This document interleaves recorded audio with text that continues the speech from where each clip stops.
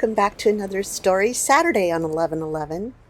Our selected story today, as we wind down our week dedicated to the topic of nature, is The Curious Garden, a short little picture book written and illustrated by Peter Brown.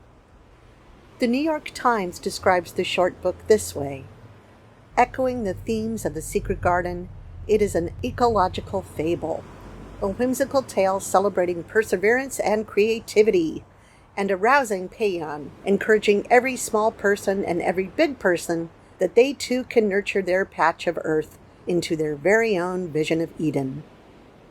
And the little parachute site says of the book, it shows the power of an individual in initiating change and the power of a community in making a difference. The lonely patch of wildflowers and plants that Liam finds on the railway tracks inspire him to want to become a gardener. The curious garden which spreads into the city inspires people to start gardening. And here's the story in the author's own words. There was once a city without gardens or trees or greenery of any kind. Most people spent their time indoors. As you can imagine, it was a very dreary place. However, there was one boy who loved being outside. Even on drizzly days, while everyone else stayed inside, you could always find Liam happily splashing through his neighborhood. It was on one such morning that Liam made several surprising discoveries. He was wandering around the old railway, as he did from time to time, when he stumbled upon a dark stairwell leading up to the tracks. The railway had stopped working ages ago, and since Liam had always wanted to explore the tracks, there was only one thing for the curious boy to do. Liam ran up the stairs, pushed open the door, and stepped out onto the railway. The first thing he saw was a lonely patch of color. Wildflowers and plants were the last things he expected to find up there. When he took a closer look, it became clear that the plants were dying. They needed a gardener. Liam may not have been a gardener, but he knew that he could help. So he returned to the railway the very next day and got to work. The flowers nearly drowned, and he had a few pruning problems, but the plants patiently waited while Liam found better ways of gardening.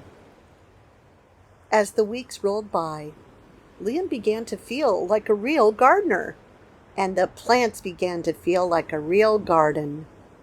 Most gardens stay in one place, but this was no ordinary garden. With miles of open railway ahead of it, the garden was growing restless. It wanted to explore. The tough little weeds and mosses were the first to move. They popped up farther and farther down the tracks and were closely followed by the more delicate plants. Over the next few months, Liam and the Curious Garden explored every corner of the railway. After spending his spring and summer and autumn with the garden, Liam's time on the railway was finally interrupted by winter. Heavy blankets of snow fell on the city that season, and for the first time since he'd become a gardener, Liam could not visit the plants. Rather than waste his winter worrying about the garden, Liam spent it preparing for spring. After 3 cold months, the snow finally began to melt, and Liam rolled his new gardening gear over to the railway. Winter had taken a toll on the garden, but thanks to Liam's planning, his handy new tools, and a little help from the sun, the plants soon awoke from their winter sleep. The garden had always wanted to explore the rest of the city, and that spring it was finally ready to make its move. Once again, the tough little weeds and mosses set out first. They popped up farther and farther from the railway and were closely followed by the more delicate plants. The garden was especially curious about old forgotten things. A few plants popped up where they didn't belong.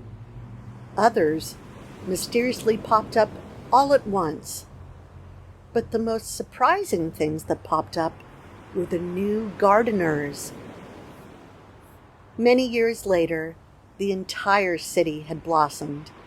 But of all the new gardens, Liam's favorite was where it all began. Your tiny task today is to be like Liam. He wasn't a gardener, but he felt he could help the plants and flowers that were dying. Is there something or even someone in your life that could use some extra love and care? Find a simple, gentle way to nurture them today and look forward to those tough little weeds and mosses to make their move. Chitty, stay calm, everyone. Too tough.